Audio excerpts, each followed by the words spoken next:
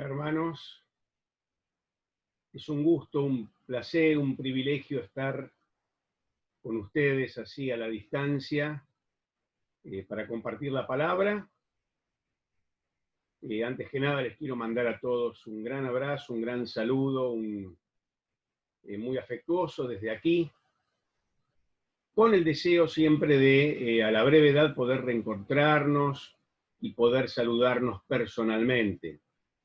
Les agradezco que me den esta oportunidad entonces de compartir este tiempo de meditación alrededor de la palabra de Dios. Yo quiero invitarles, antes de comenzar con la reflexión, a leer los textos de la palabra de Dios que van a servir como base a todo lo que diremos hoy.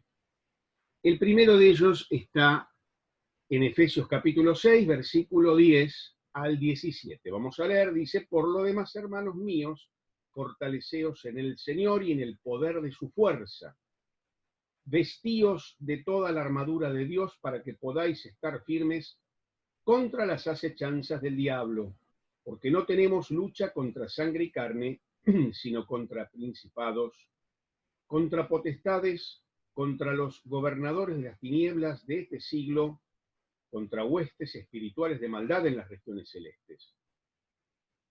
Por tanto, tomad toda la armadura de Dios para que podáis resistir en el día malo y, habiendo acabado todo, estar firmes. Estad pues firmes, ceñidos vuestros lomos con la verdad y vestidos con la coraza de justicia y calzados los pies con el apresto del evangelio de la paz. Sobre todo, tomad el escudo de la fe, con que podáis apagar todos los dardos de fuego del maligno. Y tomad el yelmo de la salvación y la espada del Espíritu, que es la palabra de Dios, orando en todo tiempo, con toda oración y súplica en el Espíritu, velando en ello con toda perseverancia y súplica por todos los santos. Vamos ahora a leer también en Santiago capítulo 4,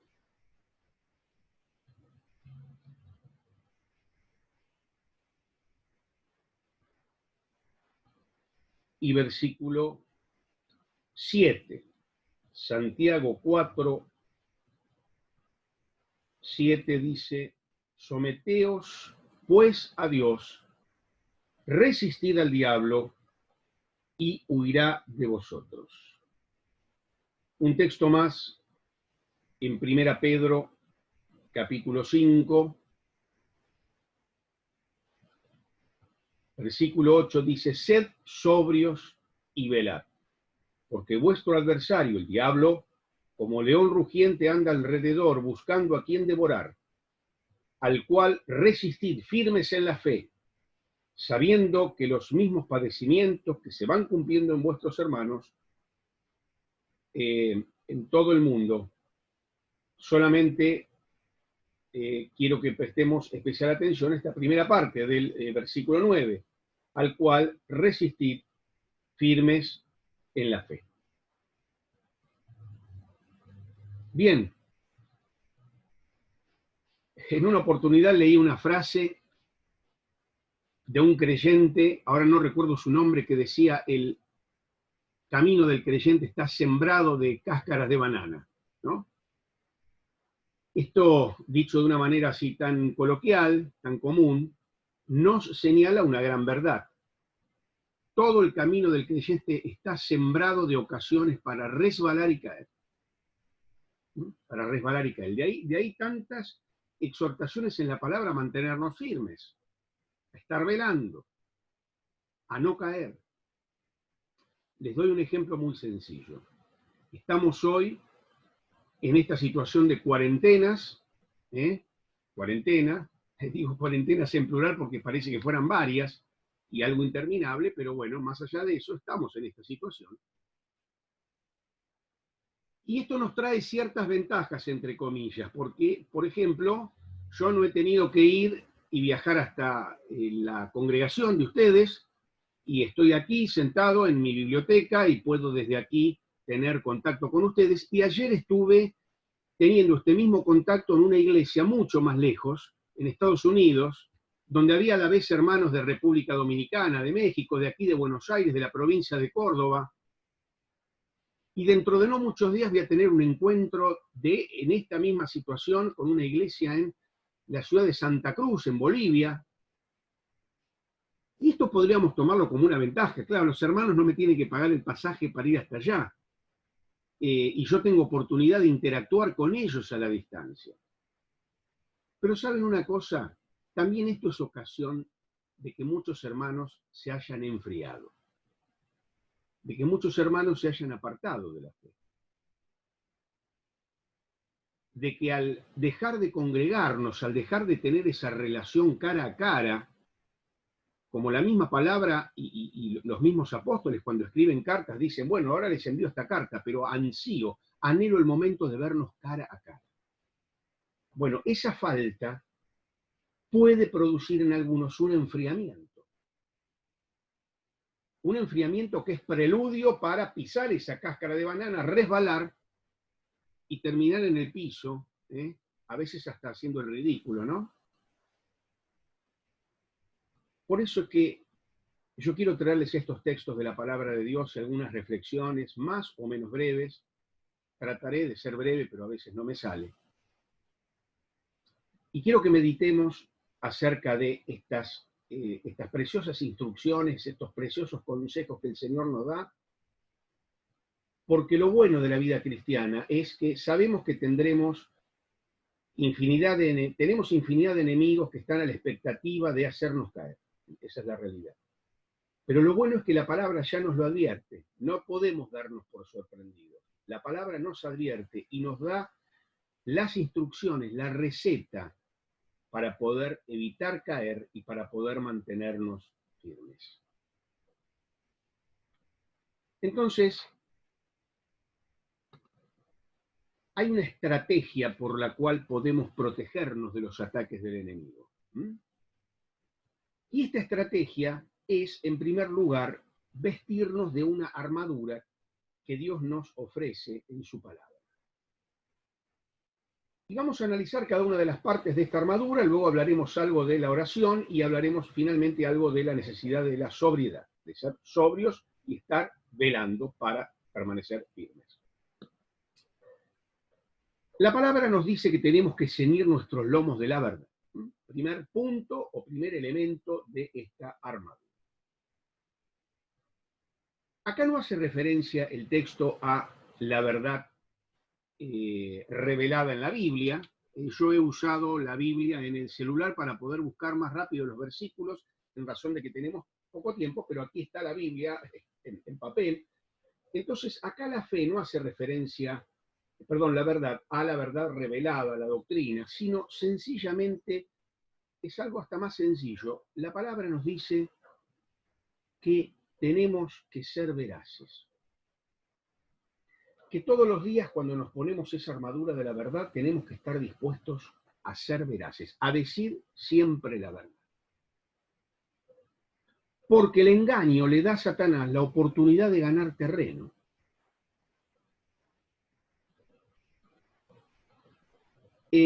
Cuando dice ceñir los lomos con la verdad, hace referencia a un cinturón con el cual las personas se sujetaban esas túnicas que eran muy amplias y que iban bailando hacia el viento, ¿no? Y que obstaculizaban a la persona en su movimiento, si es que no se ceñía con un cinto esa túnica. Y saben una cosa, hermanos, mentir, vivir hipócritamente, acostumbrarnos a no decir la verdad, nos quita libertad de movimiento, nos estorba en nuestra vida cristiana, nos estorba en nuestro caminar. La falta de honestidad le permite a Satanás tener acceso a nuestra vida. Entonces, cuando decimos una mentirilla y después otra y nos vamos acostumbrando, empieza a obstaculizarse nuestro andar diario como creyentes. Por eso acá la palabra nos exhorta, sean veraces, digan siempre la verdad. no tengan nada que ver con la mentira. Porque cuando empiezan por ese camino, se empiezan a enredar, con esa túnica que es demasiado, se empiezan a enredar, y entonces empezamos a tropezar y corremos el riesgo seguro de caer. Para estar firmes, cada día nos ceñimos de la verdad y estamos dispuestos a ser veraces. En segundo lugar, la palabra nos dice que tenemos que ponernos la coraza de la justicia. Hay dos clases de justicia en la Biblia, por lo menos. Una se le llamamos justicia imputada, que es la justicia que Dios nos atribuye cuando recibimos a Cristo. Cuando usted y yo hemos puesto nuestra fe en Jesucristo, dice la Biblia que fuimos justificados. ¿Qué quiere decir justificados? Que Dios nos vistió, nos revestió, Dios nos atribuyó, nos imputó, sería el término legal, ¿no es cierto? Pero no todos conocen este término legal de la imputación. Digamos, Dios nos atribuyó, nos transfirió, nos revistió de la justicia de Cristo. Por eso, cuando Dios nos mira, ve a Cristo, nos ve justos. Aunque nosotros somos injustos, pero Dios nos revistió de la justicia de Cristo. Entonces Dios nos ve justos. A esto le llamamos justicia imputada. Pero acá hace referencia este texto a otro tipo de justicia, que es la justicia practicada.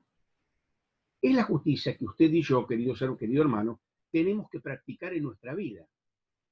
Es una vida de rectitud. Aquí hace referencia a una vida de justicia, a una vida de integridad, a una vida de rectitud. El término más lindo y más completo tal vez sería vidas íntegras. Claro, porque las palabras no nos pueden defender ante las acusaciones, pero sí una vida íntegra. La única manera de enfrentar las acusaciones, sean del enemigo o sean de los enemigos tal vez humanos que nos quieren permanentemente acusar y demás, es practicar vidas de integridad, de justicia y de rectitud. Si nuestra conciencia está limpia de ofensas, el diablo no tiene nada en contra de lo que dispara. Y qué lindo esta figura de la coraza, porque la coraza nos protege cuando es total, es decir, que cuando deja algo al descubierto, ahí se puede introducir un dardo del enemigo. Por eso es importante la integridad, una vida íntegra, completa, una vida justa, que la podemos practicar en virtud del poder que el Espíritu Santo nos da. Una vida justa, de integridad. Es una coraza que tenemos en la vida, en nuestro andar diario, para resistir al enemigo y para mantenernos firmes. Entonces, tenemos que ser veraces, tenemos que llevar vidas íntegras, y en tercer lugar dice, calzados los pies con el apresto del Evangelio de la paz. ¿Qué quiere decir? Quiere decir que nosotros emprendemos cada día con la intención, con la voluntad firme de compartir el mensaje del Evangelio. Eso quiere decir. Un autor dice, creyentes dispuestos a compartir las buenas nuevas del Evangelio hacen estragos en el reino de Satanás, porque están invadiendo el territorio enemigo. Si usted y yo cada día salimos dispuestos a compartirle a alguien el Evangelio, a un familiar, a un vecino, a un amigo, a un compañero de trabajo, a una persona que nos encontramos en la cola del banco, en el supermercado, si estamos munidos de tratados, de folletos, con esa intención de efectivamente predicar el Evangelio, estamos invadiendo territorio enemigo. Acá el vocablo griego significa preparación. Y aquí no hace referencia específicamente a prepararnos para salir a ser misioneros, por ejemplo, sino sencillamente prepararnos para pisar suelo firme, porque dice, calzados los pies con el Evangelio de la paz. Es decir, que para que usted y yo podamos estar firmes, la condición es que estemos dispuestos a compartir el Evangelio. Hermano y hermana, ¿usted quiere estar firme en la fe? Bien. Se calza cada día los pies, en los pies, digamos, el calzado del Evangelio. Aquí hace referencia a las sandalias del soldado romano que estaban reforzadas con clavos para poder afirmarse bien en el terreno y no resbalar. A mí me da la impresión que a veces yo salgo descalzo de mi casa. Entonces ando resbalando, corro el riesgo de lastimarme, de tropezarme, bueno. Por eso es importante que cada día salgamos y enfrentemos la vida con los pies bien calzados, que nos dan firmeza, que nos da estabilidad. Y esa es la disposición que tenemos que tener para compartir el Evangelio. Es la condición para pisar el suelo firme. Hermano y hermana, ¿usted quiere estar firme en la fe? Pregúntese, ¿hace cuánto que no comparto el Evangelio? Que no predico el Evangelio. Amigos, vecinos, conocidos, compañeros de trabajo. Bueno, el que va dispuesto, el que está calzado sus pies con el Evangelio y está dispuesto a hacerlo, Dios le pone delante a aquellos que necesitan oír la palabra. Seamos veraces, llevemos vidas íntegras, estemos dispuestos a predicar el Evangelio. En cuarto lugar, dice el escudo de la fe para detener los dardos de fuego del maligno. Acá hace referencia a ciertas cosas que tenemos que creer, porque eso es la fe, creer firmemente en lo que Dios dice. Y estar firmes en la fe implica creer por lo menos tres verdades. La primera verdad es la verdad de la autoridad del creyente. Tenemos que creer firmemente una gran verdad que está en Efesios capítulo 2, que cuando Jesucristo fue resucitado, fue ascendido y fue entronizado, nosotros fuimos entronizados con Él. Dice que estamos sentados en los lugares celestiales con Cristo. Lo que esto quiere decir, y que usted y yo tenemos que creerlo, porque está en la palabra, es que cada creyente está relacionado con Cristo en el trono de Dios, por lo cual cada creyente tiene la autoridad del trono de Dios. Usted y yo estamos sentados con Cristo en el trono. Y usted y yo tenemos que creerlo, porque la Biblia lo dice. Una segunda verdad que tenemos que creer es que Satanás es un enemigo derrotado. Los demonios, si leemos Mateo capítulo 8, reconocen que Jesucristo es el juez y que ellos están condenados. Satanás mismo reconoce su derrota en Apocalipsis 12, capítulo 12. Ellos no discuten, aceptan y reconocen la autoridad de Jesucristo y que están derrotados. En 2 Corintios 2,14 dice, mas a Dios gracias, el cual nos guía siempre por la senda del triunfo de Cristo. Entonces, estar firmes en la fe es aferrarse de esta verdad. Jesucristo es el vencedor del maligno. Dijimos que los demonios lo saben y lo reconocen. No lo olvidan. Usted y yo a veces sí lo olvidamos y caminamos derrotados.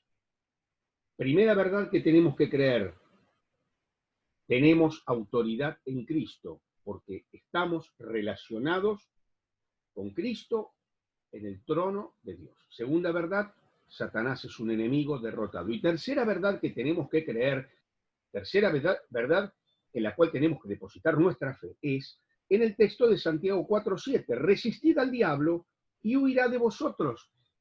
Tenemos que creer en la verdad de que la retirada de Satanás es segura si nosotros le resistimos. La palabra resistir da la idea de un soldado que marcha a presentar combate al adversario con la seguridad plena y absoluta de que ya la victoria es suya. ¿Por qué? Por medio de aquel que lo ha incorporado a esa caravana triunfal. Y entonces ese perseguidor que es Satanás, si le resistimos en Cristo, se convierte en el perseguido. En el perseguido.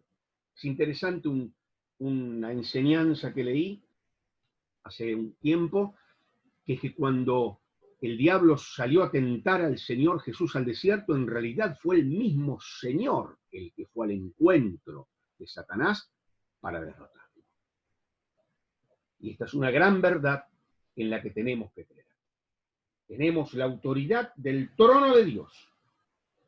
Satanás es un enemigo derrotado. Y si le resistimos activamente, su derrota y su huida es segura. Entonces, este es el escudo de la fe. Diariamente, entonces, tenemos que poner los ojos en Cristo y nos tenemos que apropiar de esa victoria por esa firme adhesión a la verdad de Dios. Termino este cuarto punto diciendo que la victoria no está en mirarnos a nosotros mismos, la introspección. El poder está en ti, el poder está en tu interior. Todo lo que digas, todo lo que declares va a ser hecho. No. No es esto lo que enseña la Biblia. Tus palabras tienen poder de declaro, decreto tal o cual cosa, y entonces de pronto, no, eso es magia. Eso no está en la Biblia. La victoria está no en mirar hacia uno mismo, no en repetir palabras mágicas.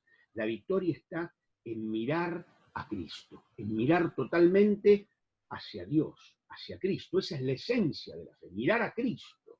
Cuando el ataque arrecia, entonces, la fe mira hacia arriba y afirma, dice, cree en Dios y en su poder. En quinto lugar, hermanos, la Biblia nos exhorta a ponernos el yelmo de la salvación. Eso es un casco que tenemos en nuestra cabeza, es la protección de nuestra mente. La protección de nuestra mente. El enemigo nos ataca nuestra mente permanentemente, ¿no? Es el blanco del ataque del enemigo. Y muchas veces nos ataca con ideas de pérdida de la salvación. Por eso dice el yelmo de la salvación. El enemigo nos ataca haciéndonos que no tengamos la seguridad de la salvación. Y nosotros tenemos que responderle al enemigo con la palabra de Dios, como hizo el Señor Jesús. Entonces, cuando el enemigo me dice, pecaste, Dios no está con vos, perdiste tu salvación, yo respondo, mi salvación no depende de lo que yo haga, sino de lo que Cristo ya hizo. Es muy importante, entonces, que tengamos conocimiento de los versículos bíblicos que nos ofrecen promesas sobre la salvación. Nadie nos arrebatará de la mano de Cristo, y tantas promesas. Tenemos que meditar en esos textos y tenemos que responder a los ataques mentales de Satanás. Tenemos que responderle recitando la palabra de Dios. Es muy bueno para proteger nuestra mente con ese yelmo, con ese casco, memorizar la palabra de Dios. Porque es la manera de blindar nuestra mente de los ataques del enemigo, que siempre está queriendo hacernos creer mentiras. Porque él es el mentiroso y el engañador desde el comienzo. Él está empecinado en hacernos creer lo que no es verdad. Y la única manera de protegernos es con la palabra de Dios, y en este caso, en particular, frente a la duda que puede surgir en nuestra mente, leer, memorizar, meditar, profundizar en aquellos textos que nos aseguran la certidumbre de nuestra salvación y de nuestro triunfo final con Jesucristo. En sexto lugar, tenemos que tomar esa espada del Espíritu que es la palabra de Dios. Saben, hermanos, podemos ejercitar la autoridad de la palabra de Dios con esa espada. Decimos que tenemos la autoridad de la palabra, siempre y cuando nosotros mismos estemos bajo la autoridad de la palabra. Yo no puedo ejercitar y abrir la autoridad de la palabra si yo no estoy bajo la autoridad de la palabra. Entonces, el ejemplo lo tenemos en el uso que hizo el Señor de la palabra de Dios. Él siempre se sometió a la voluntad de Dios, siempre. Entonces tenía y usaba de la autoridad de la palabra para enfrentar al maligno. Ahora, no usando versículos al azar. Señor, háblame, y abro cualquier cosa y leo. No. Sino usando los versículos apropiados. Esto demanda que usted y yo estudiemos la palabra y la incorporemos sistemáticamente. Entonces, queridos hermanos, tenemos enemigos, buscan nuestra caída, buscan hacernos trastabillar, pero nosotros tenemos una preciosa armadura que nos enseña que tenemos que ser siempre veraces, que tenemos que tener vidas íntegras, que tenemos que estar dispuestos todo el tiempo a compartir el Evangelio, que tenemos que ejercitar nuestra fe firme en las grandes verdades de la palabra, que tenemos que proteger nuestra mente con ese casco de nuestra salvación, estando seguros de nuestra salvación, y que tenemos que someternos a la autoridad de la palabra, de modo que nosotros también podamos ejercer la autoridad de la palabra como una espada. Toda esta armadura la tenemos que poner en nuestro cuerpo, toda esta armadura en una atmósfera. Y la atmósfera es la atmósfera de la oración. Por eso que los textos que hemos leído también hacen referencia a la oración, que no es mencionada como parte de la armadura, pero es la atmósfera en la que el soldado debe vivir, debe respirar en la oración. Es el espíritu en el que el soldado tiene que ponerse la armadura y hacer así frente al adversario. Esa oración debe ser constante, no solo en las grandes crisis de la vida, constante, perseverante, día a día, momento a momento. Esa oración tiene que ser intensa, no una oración vacilante, una oración que exige concentrar todas nuestras facultades mentales en la oración, una oración que nos hace vigilantes. Por eso usa la palabra velando en oración, ¿no? Velando, vigilando. Y por último, una oración que no debe ser egoísta, siempre yo, mi familia, yo, mis hijos, mi esposa, yo. No, porque dice por todos los santos. Y Pablo también dice, por mí, oren también por mí. Que tengo que llevar el Evangelio y oren por mí para que avance la obra. Es decir, una oración por mí, por mi familia, por mis amigos, por mi iglesia, por todos los santos y también por aquellos, también por la obra de Dios, por la obra. Tenemos que estar orando por la obra de Dios, velando en oración por la obra de Dios, por los siervos de Dios, por la iglesia de Dios, por las escuelas cristianas que están en tremendos problemas muchas veces, por los misioneros. Queridos hermanos, concluyo haciendo una pequeña referencia a cuál tiene que ser nuestra actitud frente al conflicto. Y nuestra actitud frente al conflicto es la sobriedad. La sobriedad. Por eso en 1 Pedro 5:8 leímos esto. En las Escrituras, sobriedad tiene poco o nada que ver con el uso de bebidas alcohólicas. No tiene mucho que ver con eso, o tal vez nada en este caso. La sobriedad se refiere aquí a una actitud seria que usted y yo tenemos que tener. Seria no la cara seria. Eso depende de nuestro rostro, pero acá no quiere decir que tengamos que tener una cara seria, sino una actitud seria de la mente. Sobriedad es que usted y yo tenemos que tener una actitud seria de la mente. Esto tiene que ver con nuestra perspectiva de la vida. La sobriedad es una actitud que le permite a usted y me permite a mí observar la vida en la perspectiva correcta. Observar la vida, encarar la vida desde una perspectiva correcta, que es la perspectiva de Dios. ¿Cuál es la perspectiva correcta, sobria, que usted y yo tenemos, con la que usted y yo tenemos que observar y encarar la vida? Es conocer y ser conscientes de los enemigos que tenemos. Quien mira la vida como la ve Jesucristo, como la ve Dios, tiene un enfoque caracterizado por esta sobriedad. Comprende la naturaleza, comprende el carácter, comprende los propósitos del adversario. Los comprende, es consciente de eso. Entonces, no tiene una vida liviana, despreocupada, el que va así, mirando así. Sabe que los ladrones acechan, que la vereda está llena de irregularidades que me pueden hacer tropezar, que cada vez que cruzo una calle los autos pasan rápido y no respetan al peatón. Entonces yo no voy despreocupadamente así por la calle. Voy en una actitud sobria, siendo consciente de la naturaleza, del carácter y de los propósitos del enemigo. Esto es una actitud sobria. Por eso que la Biblia me pide a mí y a ustedes que nos pongamos la armadura vivamos en una atmósfera de oración, comunión con Dios, y vivamos con esta conciencia de sobriedad. Alertas. La Biblia también dice velando. Observar cuidadosamente, quiere decir velar. Mirar alrededor y estar atentos para reconocer la presencia del enemigo y estar preparados.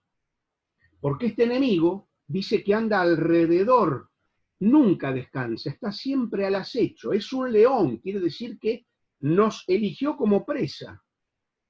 Y dice que es rugiente. Claro, no es que el león no es que ruge para anunciar que llega. Mirá que estoy llegando. No, no, no.